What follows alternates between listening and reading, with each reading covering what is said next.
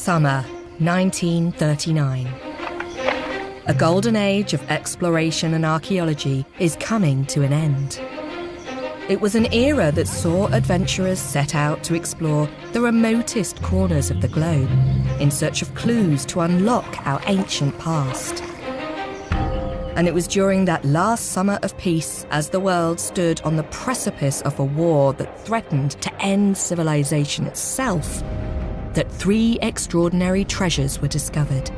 Treasures that would radically change our understanding of the origins and diversity of human culture.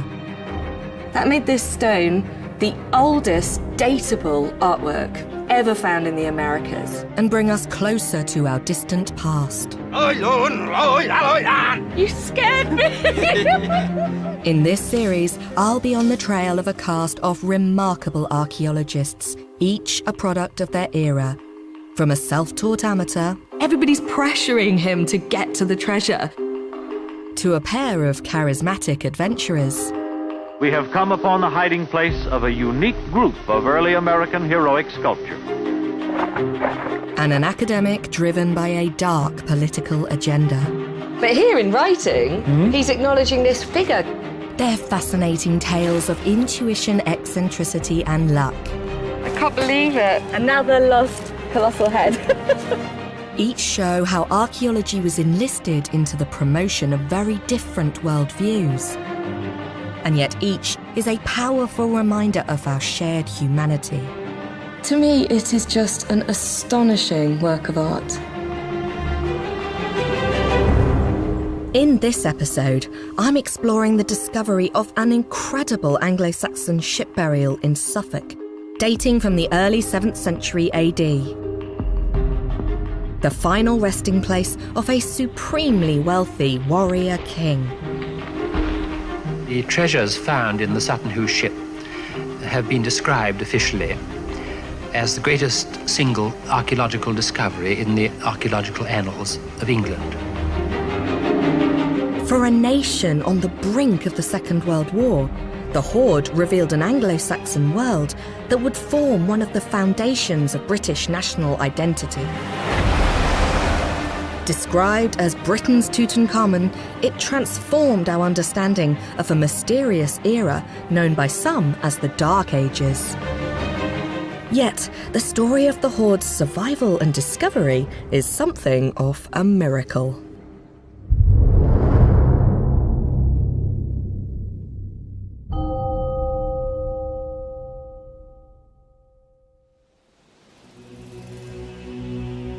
Back in the 1930s, a belief in spiritualism was all the rage amongst the British upper classes. So it's fitting that the modern-day story of Sutton Hoo begins with a ghostly vision.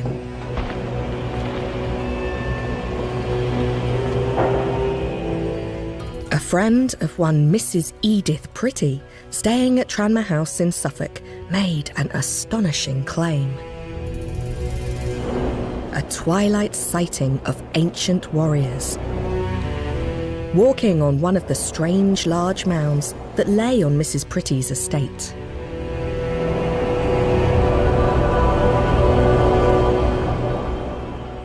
Mrs. Edith Pretty was a wealthy widow and a keen spiritualist who believed that the dead could communicate with the living. So rather than dismiss her friend's vision as hokum, she determined instead to have the mounds excavated. And this decision would result in the single greatest archaeological discovery ever made in England, the Sutton Hoo Hoard. It was a phenomenal beginning to an unbelievable story. We used to think that when the Romans left in the 5th century, they took civilization with them,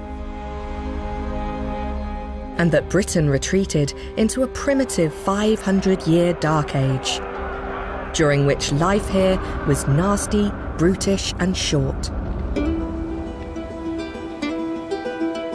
But in 1939, the discovery of the Sutton Hoo Hoard changed everything. This exquisite helmet is Today, perhaps the most iconic artefact to have emerged from the Sutton Hoo burial site. It's known and revered throughout the world for its artistic wizardry, its complex symbolism, and its opulent, sophisticated projection of power. All qualities that were believed to be largely absent during the so-called Dark Ages. Before the Sutton Hoo treasures emerged, we had no idea that pagan, illiterate, early Anglo-Saxon society was capable of such wonders.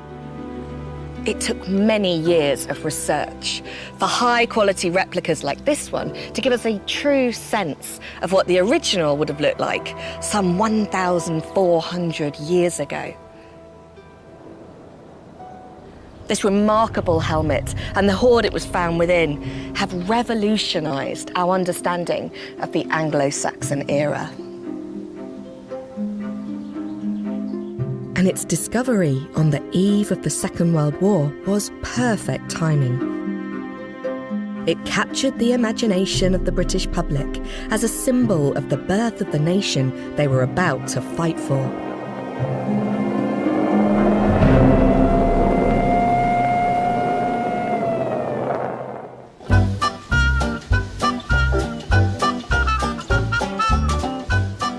The spectacular Sutton Hoo artefacts played a major role in my decision to become an Anglo-Saxon art historian.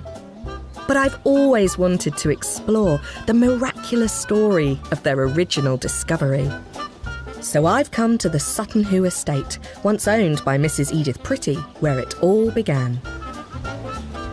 Occupying high ground overlooking the River Deben in Suffolk, East Anglia, it features around 18 man-made earthen mounds of various sizes. They were known locally as Little Egypt, a fitting nickname for a place that would yield a king's ship burial containing the hoard dubbed Britain's Tutankhamun. To find out more about the enigmatic lady who instigated excavations here in the late 1930s, I'm meeting National Trust expert Laura Howarth. Edith Pretty. We know she was a keen spiritualist, but she was more than that, wasn't she? So much more to her character, I think. She'd been to nearly every continent around the world and seen things that, most people would have only dreamt of at the time. She had a very keen interest in archaeology from a young age, so she'd been to Pompeii, she'd been to the Valley of the Kings, she'd watched excavations.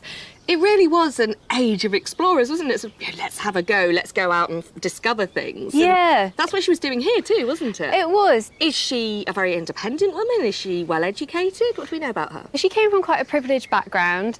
She served with the Red Cross during the war over in France, and as a privileged woman, she didn't have to do that. She took part in the King's Cup yacht race. God, what a go-getter. Yep. She sounds like the sort of person I'd like to spend time with. She'd bought Tranmere House as a family home in 1926 after marrying Colonel Frank Pretty that same year. The couple kept a household befitting the time, with gardener, gamekeeper, chauffeur and butler. And the curious mounds came with the property. But when the Colonel died suddenly in 1934, leaving her alone with their young son Robert, the idea of focusing her previous passion for adventure on the mysterious mounds in her back garden might have been an appealing way to take her mind off her loss.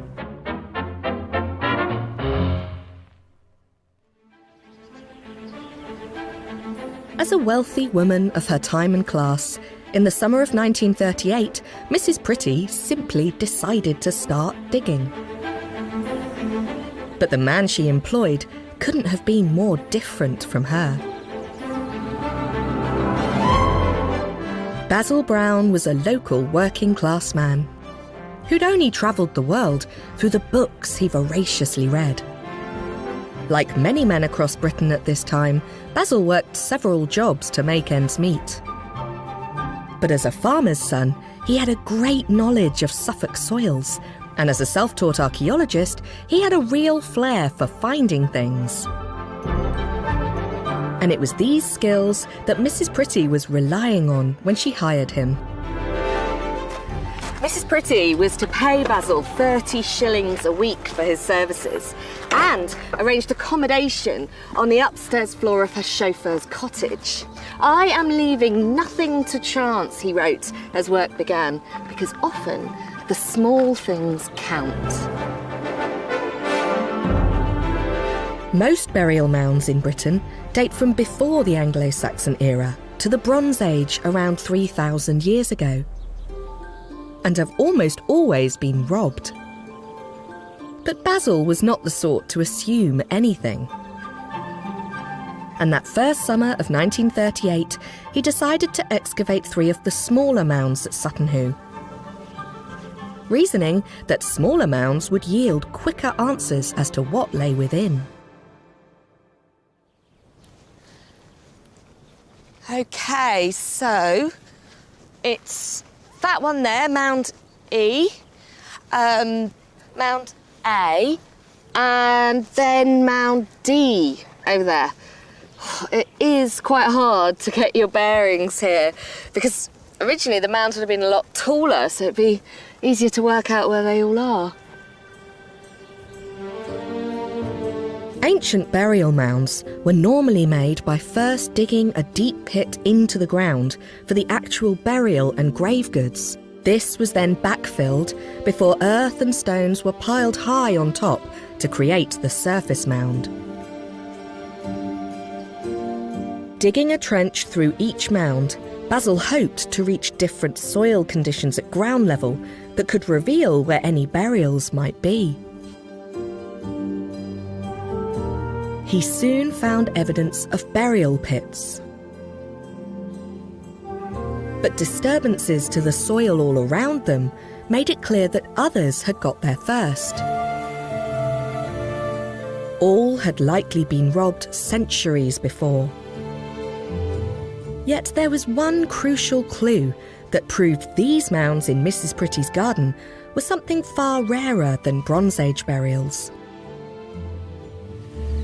And we came across a heap of clinch nails from a ship.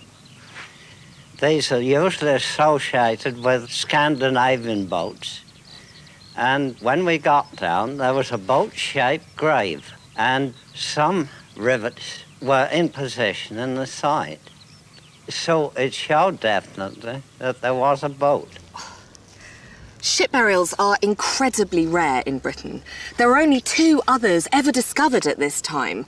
One up at the Isle of Man and another at Snape, which is really near here. So although all the treasure in here was mostly lost and the boat timbers had rotted away, the evidence of a small ship burial at Sutton Hoo was a fascinating development. As Basil predicted, it was the small things that counted. And after the rivets, his meticulous excavation style revealed a little gilt bronze disc, which he was able to identify as an early Anglo-Saxon object. This too was remarkable because nearly every other ship burial known of at this time was Viking. But here at Sutton Hoo was something much earlier, from that mysterious period in Britain's history, the so-called Dark Ages. It was more than enough to persuade Mrs. Pretty to extend excavations into the following summer of 1939. The question now was whether or not any of the mounds had survived without being robbed. But these were troubled times, lived in the constant shadow of war. And after years of escalating tensions with fascism on the rise, in spring of 1939, Nazi forces seized control of Czechoslovakia. It was a stark warning to the rest of Europe.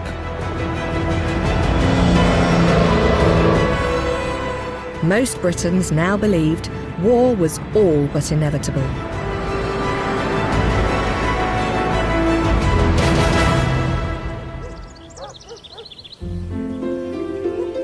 But a warm, dry English summer nevertheless bloomed in Suffolk. And with the countdown to war now on, Basil returned to Sutton Hoo to work against the clock, ready to dig Mound 1, the largest on the site. The summer of 1939, Basil has been instructed by Mrs. Britty to come back to the big mound. But why didn't he start here in the first place? Wisely, he started with smaller ones, so he could understand how they are put together. He had a good brain on him. He's a man driven by his own curiosity, it seems. Mrs. Britty lent him the gardener and the gamekeeper as his team, and the valiant three then started at the bottom of the mound. After about 2 days, John Jacobs held up a lump and said, "I found a piece of iron." I found the first rivet. I call it rivet. I went to remove it, and he told me to replace it because he said it mustn't be removed until there's further investigations. I made a rush and pushed him out of the way. That was the bow of the ship. Basil now knew that iron rivets meant he was looking at a ship, and that he needed to excavate around them very carefully to avoid ruining the outline of the long decomposed timbers. He started brushing the tops of the rusty rivets with a pastry brush, and he had a coal shovel on the end of a handle. Oh, heavens. Long handle, so he could dig something and then chuck it out the side. They trialled the sand, a little bit of red spot appeared. That's where a rivet would be. Then the pastry brush comes out. Then he dusts it off, and there's one rivet. Yeah. So, patient man, he gradually shows the shape of the ship coming out of the sand. Amazing job. Basil quickly realised that this ship was something extraordinary. Here at the British Museum, his diaries capture his sheer excitement. The ship was in a slanted position in the ground, and as Basil kept working away with small tools and his bare hands wherever possible, the ship was widening as it was getting deeper. On Monday, May the 22nd, he writes, "The work is getting interesting. I am continuing the slow excavation work of the ship itself, carefully creeping along rivet by rivet. It is now evident, however, that we are up against a far larger thing than anyone suspected." And on Friday, 2nd of June, he declares, "Certainly now we have beaten the record for ships found in burial mounds in the British Isles. And one might put either Snape or the Isle of Man ships inside this easily. The stakes are clearly getting higher." And by the end of June, with Basil working from 5 a.m. until late every day, thousands of iron rivets revealed a ship the size of which had never been seen before in Britain. 27 metres long and around 5 metres wide. A ship of this size, he mused, must have been that of a king or a person of very great importance, and it is the find of a lifetime. But in a heart-stopping moment, Basil found evidence of medieval grave robbers, a deep pit with broken pottery at the bottom. Could this mean that he was closing in on yet another burial chamber looted of its treasures? So these robbers dug in the centre of the mound, because that's where the juicy bit should be. Right. But by that time, the end of the mound had been ploughed away, mainly by medieval farmers. So, by sheer luck, when the would-be robbers dug down from what they believed was the central point, they just missed the burial chamber. How much longer had the robbers to have kept digging to have found what was in Mound 1? Well, we can follow Basil. He found a pit, and at the bottom was a gin bottle. That's Bellarmine flask. And that was within a few feet of the chamber. But I love this idea Yeah. that if those trench robbers hadn't have stopped for a gin, they might have got the treasures. Yeah. It was a miraculous twist of fate that had safeguarded the burial chamber right up until the summer of 1939. And the prospect of untouched treasures in a ship of such unprecedented size saw excitement reach fever pitch. Mrs. Pretty often came to watch over the excavations, anxious to discover what the chamber might hold. There's some great insights into Basil the man in his diaries. There's a line here: everyone will have to wait a few days longer before they know what the ship contains. You get a real sense that everybody's pressuring him to get to the treasure, but he needs to progress in a meticulous way. Thank God he did take his time. But before Basil could begin excavating the chamber, a very different personality visited the dig. Charles Phillips was a renowned and well-connected archaeologist from Cambridge University. Perhaps unsurprisingly, the powers that be now declared such an important find needed professional leadership. And Charles Phillips was considered the best man in Britain for the job. Loyal and determined as ever, Mrs. Pretty insisted Basil continue as Phillips's right-hand man.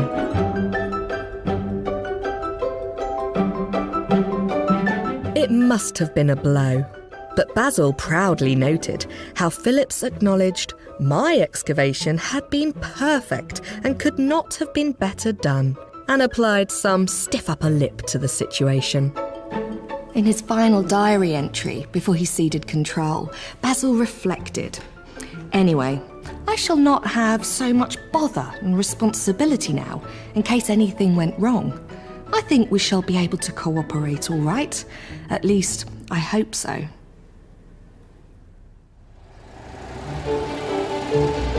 Charles Phillips now assembled a crack team of young archaeological talent who lodged at the Bull Inn close to the estate.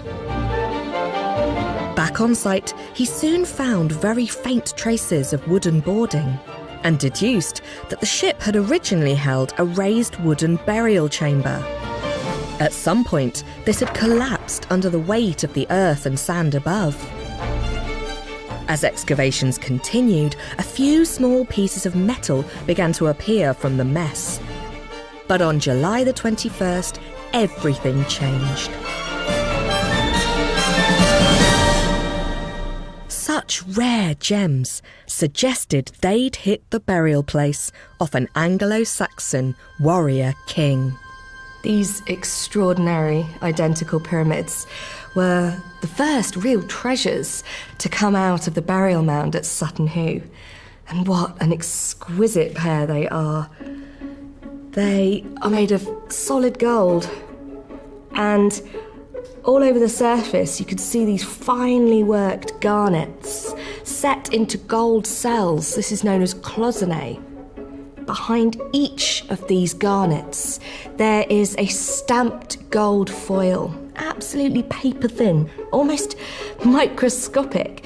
And what this means is that garnet, which is often quite a flat, dull gemstone, actually glimmers and shines. As the light goes through the gem, it bounces off the gold backplate and sparkles back out. This was evidence of a society developed enough to include highly skilled, virtuosic craftspeople. Just look at the way they cut the edge and shoulder garnets as prisms, creating an effect that positively glows.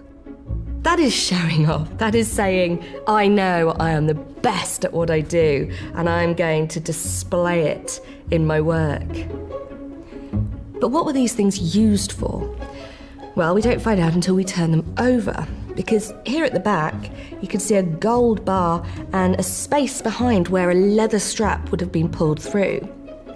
And this would have enabled it to sit on the scabbard of a sword and act like a toggle, being moved up and down in order to hold the sword in place.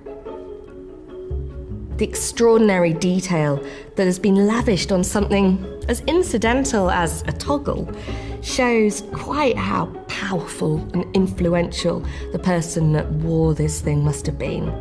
I have to say, I think he also had exceptionally good taste.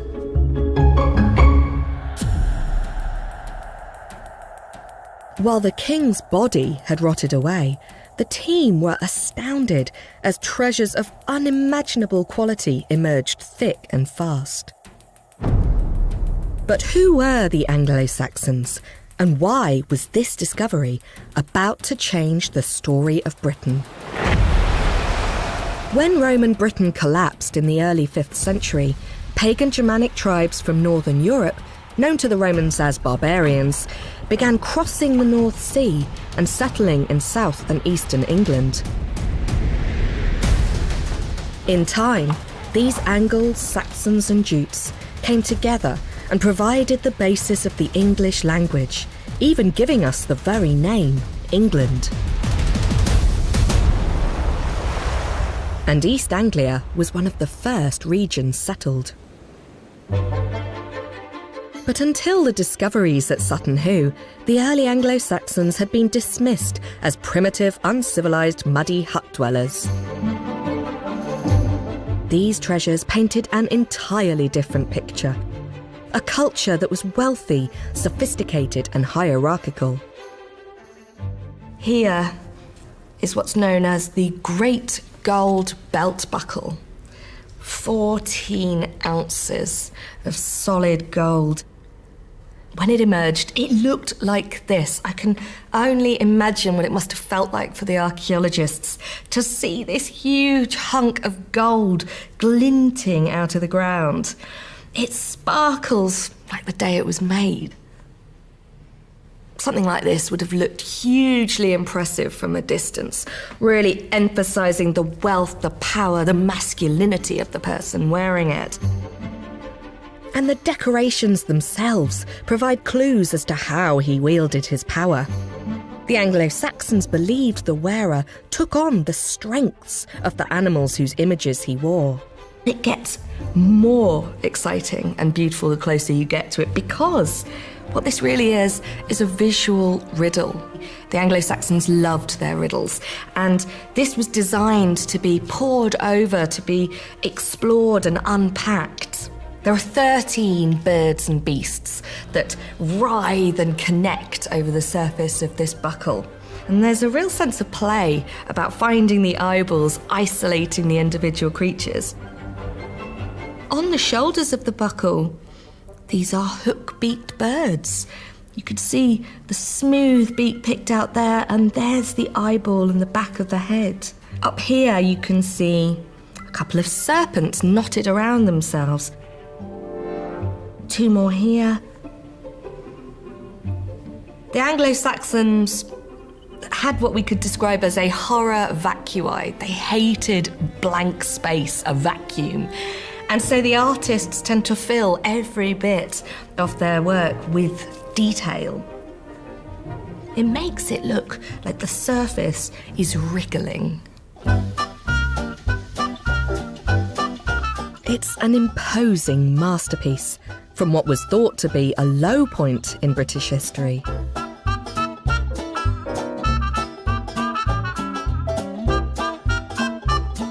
The very same day that the buckle emerged, other finds included a gold and garnet purse frame with 37 gold coins, each one from a different region of Francia in modern-day France.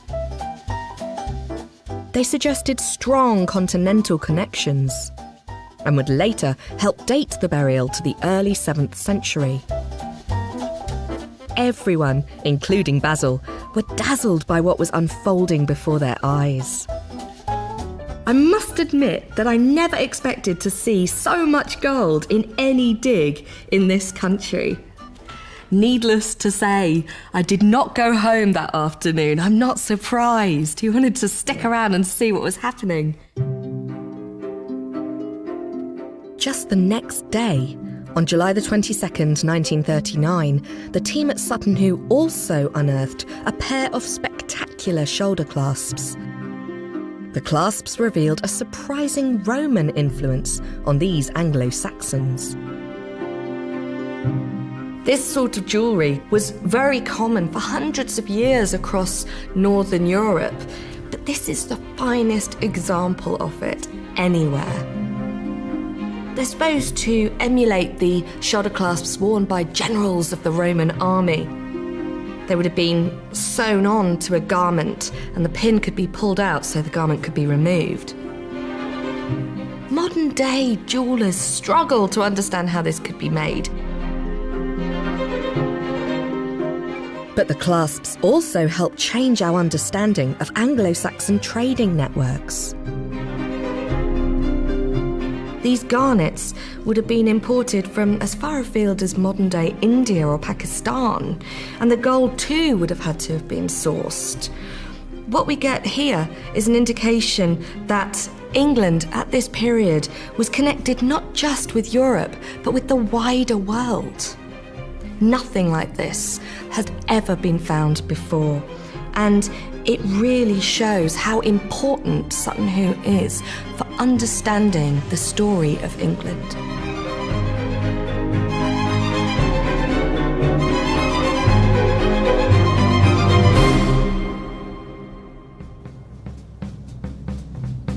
A press release put out prematurely by Ipswich Museum meant the word was suddenly out. For a nation on the cusp of war, the finds were a proud and patriotic moment. Journalists tried to access the site via boat and aeroplane. But this was still mid-excavation, so 2 policemen were stationed at the dig 24/7. The system for safekeeping the excavated treasures, however, was a little less formal. Basil's given the honour of carrying some of the treasures up to the house, so you can imagine this procession coming up. Probably the gamekeeper with his shotgun is one of the stories, just for an added layer of protection. Mow him down! Yeah. Where would you store the great gold buckle? Well, there is a story about some of the finds being stored under the bed. Obviously. Yes, Obviously. Safekeeping. So what was the daily reality for Mrs. Pretty? They were kind of ransacking her house for lots of equipment, finding whatever they could. So bellows, chimney bellows, we use it, an old Chianti bottle to wash some of the finds. You know, it was very much, what can we get our hands on that will help the excavation? There is a sort of beautifully prosaic nature to all of this. You make do and men, use the bellows. Once things started to come out of the ground, she was there, she was seeing it happen. She was. We've got some lovely photos of her in her Lloyd loom chair with her friends, you know, observing the dig with some binoculars. She was going to host a sherry party as well, so that people could come and look at the ship. It's all very of its time. It's an English garden party. Come and look at my excavation. Maybe the Sutton Hoo discovery was a kind of a moment of hope for people in what would have been quite a bleak, uncertain summer. It is that juxtaposition between what's happening in Europe and then this wonderful discovery that's happened, you know, Britain's very own Tutankhamun Valley of the Kings.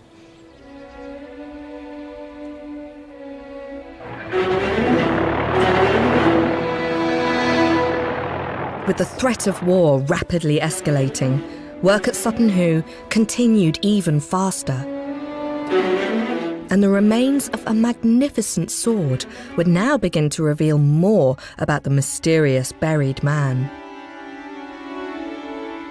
I've come to meet Dr. Sue Brunning, curator of the Sutton Hoo collections at the British Museum, to explore this sword's significance. Now, Sue, there's this big lump of corroded iron in front of us. It looks less inspiring than the beautiful gold fittings, but in fact, it's all about the sword, isn't it? Everything that we're admiring in terms of the gold and garnet are in the service of the sword. Absolutely right, yes. And the sword was by far and away the most important weapon that a warrior could wield in the early Anglo-Saxon period. If you think about it, a sword is the only weapon that's actually made specifically for killing other human beings, where a spear could be used for hunting, or an axe could be related to tools, for example, but a sword is, you know, incontrovertibly a weapon of war, and I think that gave it a very powerful symbolism. There is something here about warrior culture that runs deep through Anglo-Saxon society, doesn't it? Yes, absolutely. I mean, the fact that what we have here is a weapon that is so smartly adorned is telling us that that identity, the identity of the warrior, is something that was elaborated, that was kind of made magnificent. During this period, power could be seized by somebody who was able to attract enough strong men, enough warriors to their cause. And so as long as you could have those people that were supporting you, then you could maintain your power. And they have some rare pieces, don't they? Because the chainmail coat, again, it doesn't look inspiring now. It looks like a hunk of metal. But that was really important. Yeah, I mean, it's unique in Anglo-Saxon archaeology. It's the only coat of mail armour that we have to survive from the period. One of the things that I find so fascinating is to imagine the person when they're completely decked out in all of that regalia. The mail coat, the metal helmet, the belt buckle, the sword harness, the sword itself. You can imagine that person would have looked almost like they were made out of metal, some kind of metal god. And the helmet clearly shows an Anglo-Saxon at the very top of a structured warrior hierarchy. The kind of leader not thought to have existed in this period until revealed by the Sutton Hoo discovery. These objects have their own unique language. If you look at the face, it's quite terrifying. You can see eyebrows, a nose piece, and there's a moustache. But look again. Those elements are actually part of a bird. There's the wings, the back, and the tail. And it's flying up the face of the helmet, locking jaws with another creature, a double-headed serpent that runs over the top. The Hoard is such a vast find. It's still being studied and revealing new secrets. On the bottom of each eyebrow are rows of garnets. Those on this side are backed with gold foil, but those on this side are not. When it caught the light, this eye sparkles while the other one looks darker. So why do this? It could be because the pagan Germanic god Odin, known by the Anglo-Saxons as Woden, gave up one eye as a sacrifice to achieve knowledge. So maybe the wearer of this helmet was trying to invoke Woden. A final flourish in a terrifyingly impressive set of battle armour. But in a more personal revelation, Dr. Brunning has recently discovered telling wear patterns on this warrior's sword pommel that bring us closer to the man himself. We can see this line of beaded wire is actually worn into a flat strip, which would mean that they were left-handed. And there's such a personal detail. That is something so intimate that we can learn about this person. This is a little witness of the past, isn't it? It is, exactly, yes. And it's one of the ways in which archaeology, these artefacts, can speak to us, even if at that time they're not leaving us any written records. This lack of written records means we have no description of the Sutton Hoo burial itself. So who was this richly buried warrior? It's divided experts over the decades, but I believe it's Radwald, a man recorded by later historians as a king of East Anglia in the early 7th century. But nobody can say for sure. While I'm always slightly kind of ambiguous about wanting to actually name that person, I personally would be quite happy to view that person the king of East Anglia. One of the things that we can't see here is the fact that this person was buried in a 27-metre-long ship Exactly. beneath a gigantic earth mound on a high piece of ground. So this is someone who was meant to be remembered. To imagine how these objects might have come together to create a state burial for this early king, the best place to turn is Beowulf, England's oldest surviving work of literature. Deep in the ship, they laid him down, their beloved lord, the giver of rings, the hero by the mast. Great treasures there, far-gathered trappings were taken and set. No ship in fame more fittingly furnished with weapons of war and battle armour, with mail coat and sword. there laid to his hand precious things innumerable that would go at his side, voyaging to the distant halls of the flood.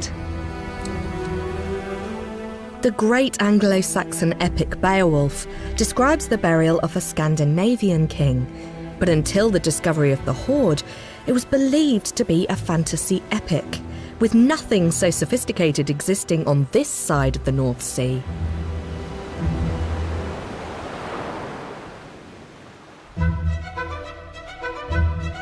Yet the far-gathered trappings, as described in the poem, now too began to appear at Sutton Hoo. Precious artefacts from across the known world, overturning traditional ideas of Britain during this period as an isolated place.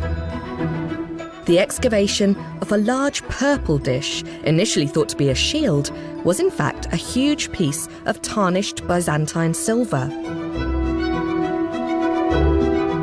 This dish and others found alongside it had come from modern-day Istanbul.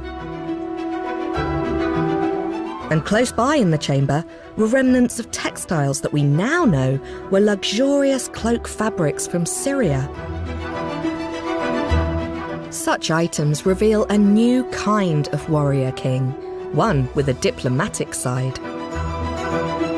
To bring these goods here, strong alliances must have been forged. A network reaching all over Europe down into the eastern Mediterranean.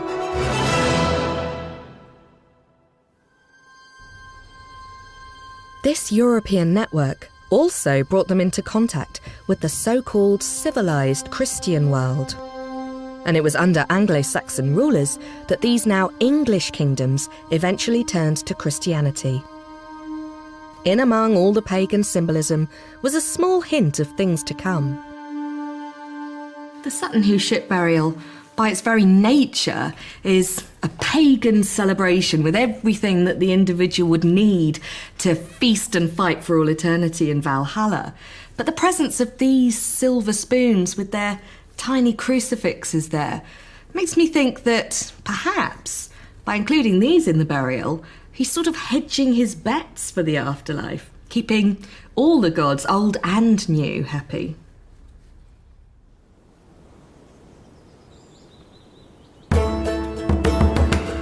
Despite some Christian elements, the finds showed an Anglo-Saxon world still overwhelmingly pagan. The Hoard is a collection of treasures designed to equip a king for the afterlife, but they also reveal how his great hall, a kind of early royal court, functioned. A huge feasting cauldron with an enormous chain. Drinking horns that could hold up to 4 pints of ale or mead, and musical instruments, all building a vivid picture of the wider culture this king inhabited. The Sutton Hoo Hoard illuminated a huge gap in British history, a period in the late 6th and early 7th century where what were previously disparate tribes were now consolidated in 7 powerful Anglo-Saxon kingdoms. And great halls, like this one outlined in a field in Oxfordshire, once played a key role in this process. Here, feasting took centre stage. It was first discovered by Professor Helena Hamerow of Oxford University. This is an exciting site to be in. Why is it so significant, Helena? Well, we're on the site of an Anglo-Saxon Great Hall, the largest we know to date, and it dates to the age of Sutton Hoo. These flames are sort of showing the outline, aren't they? Yep. But what is the actual scale of the Great Hall here? So this is a little over 30 metres long, nearly 11 metres wide. Huge. It's enormous. You could get a lot of people in here for a party. Absolutely, yeah. And how high is it? Well, of course, it's almost impossible to reconstruct roofs and so on. There's nothing left of the timber. But we do have a really important find from the Sutton Hoo ship burial, in fact, that gives us a really good indication. And that is the suspension chain that was used to suspend the great bronze cauldron over a fire. And that chain is about 3.5 metres long. It would have hung from a crossbeam over a fire So probably the crossbeam would have been maybe 5 meters above the floor. Yeah. So these are enormous buildings. Sutton Hoo, we have weapons, we have this idea of a warrior elite with a ruler. Yeah. What would that relationship have been like in a space like the Great Hall? Well, the Great Hall would be where the ruler, where the leader of the war band would, of course, reward his loyal warriors, his followers. And he would reward them really in essentially 2 ways. By offering incredibly lavish hospitality, this feasting on this huge scale, you know, the cauldron full of whatever it was full of, and the drinking horns, all you can eat, all you can eat. And also through the giving of gifts, the public giving of gifts in this extraordinary setting. I mean, that's at the very core of this elite Anglo-Saxon society. The original team that excavated Sutton Hoo in 1939, what are your feelings about that excavation and those archaeologists? Well, I mean, they were such pioneers. Of course, they couldn't possibly have known the impact that that discovery would have. But in some ways, I mean, it still shapes the study of Anglo-Saxon archaeology today. And when we think about great halls and the life of the Great Hall and elite culture, court culture of that period, you know, we think of the Sutton Hoo ship burial. That's our starting point.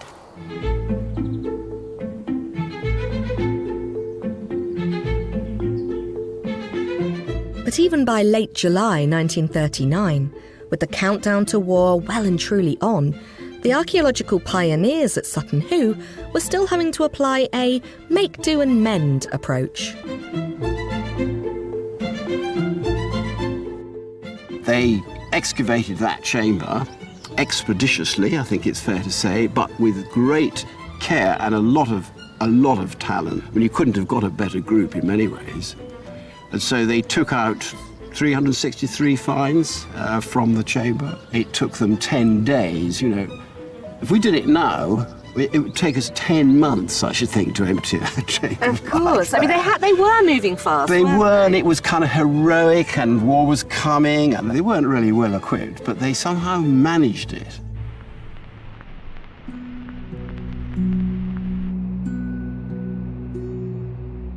As work continued exploring the outer limits of the ship, attention turned to the fate of this extraordinary hoard, now being referred to as the £1 million grave.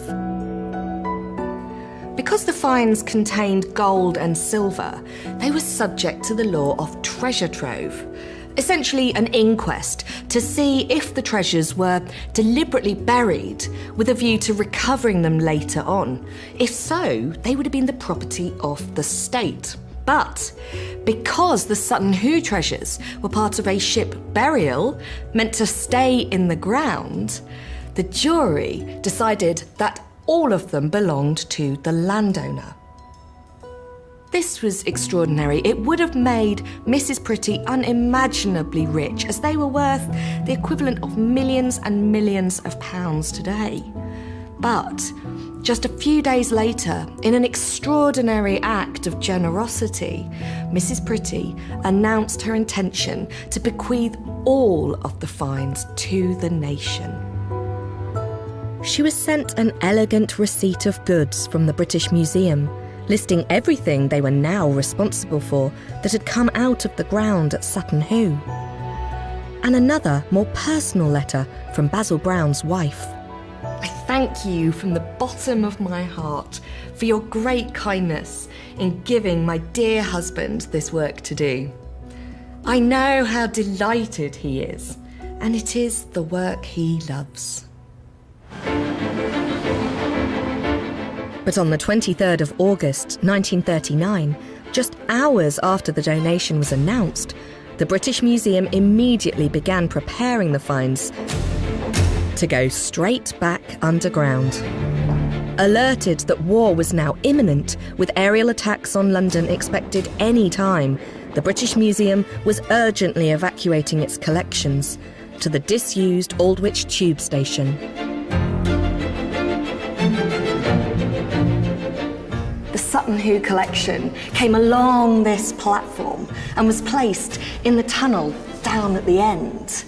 This was 10 times deeper than it had previously been buried for 1,300 years.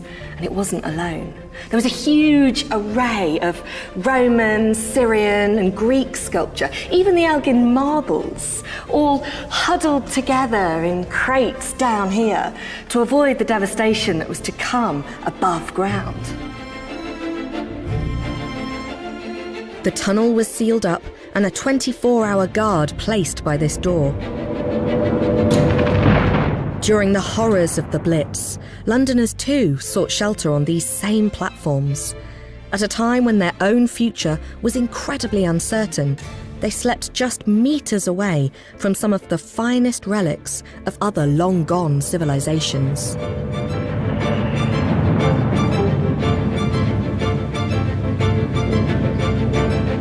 With the declaration of war on the 3rd of September 1939, preservation was also now the focus at Sutton Hoo, for the multi-talented man who'd started it all. Basil Brown was involved right up to the very end, with his final gestures taking on a rather symbolic quality. So he helps cover the ship with bracken from the wood and hessian. But his other kind of last act is that he helps Mrs. Pretty's chauffeur build an air raid shelter here on site. He wanted to help not only protect the ship, but also the people that lived here on site during the war. I find that really moving, actually, to protect his legacy there, but also to protect her and her son.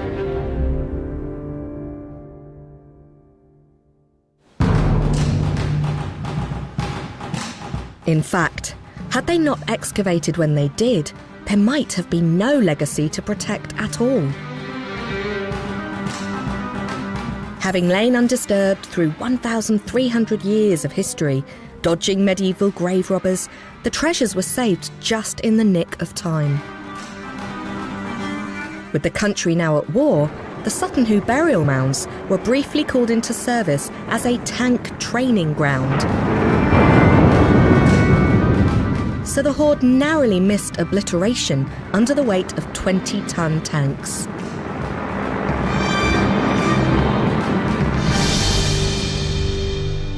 It was another unbelievable moment in the miraculous story of the Hoard's survival.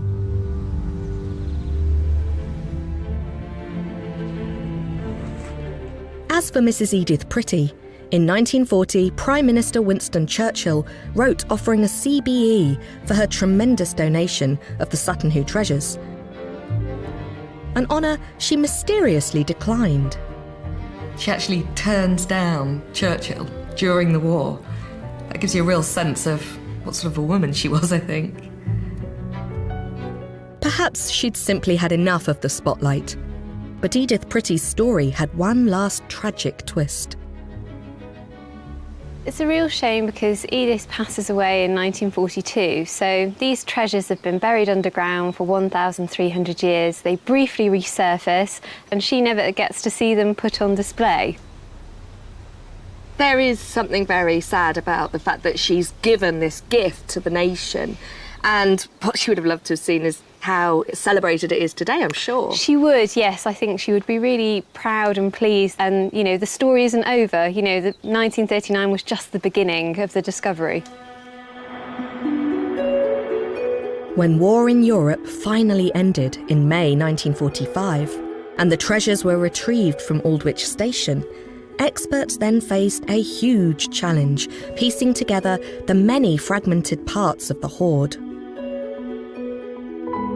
It was a decades-long process, and to this day, we're still unravelling the meaning of these remarkable discoveries. But what is beyond all doubt is that the Sutton Hoo Hoard, one of the richest burials ever found in Northern Europe, captures a critical moment not just in the story of England, but of Britain and the early 7th century world. It offers a unique window into a time when mighty Anglo-Saxon kings were building their kingdoms, an era that culminated just a few centuries later in the emergence of something resembling a nation. It still amazes me that the Sutton Hoo ship burial was discovered at all, because there was just so much luck to the process. The idea that the chamber had never been robbed, and that on the eve of the most destructive war the world has known, Basil Brown and his team of excavators here broke through the earth and brought to light this set of golden, glorious objects that would transform our understanding of the early medieval period. No longer seen as a dark age where life was nasty, brutish, short. This showed a world connected with Europe, with strong diplomatic links, and a ruler who wasn't just a military hero, but was able to control a kingdom. This was page one of England's history. And everything that would come to define England, its language, its geography, its identity, that all began here at Sutton Hoo.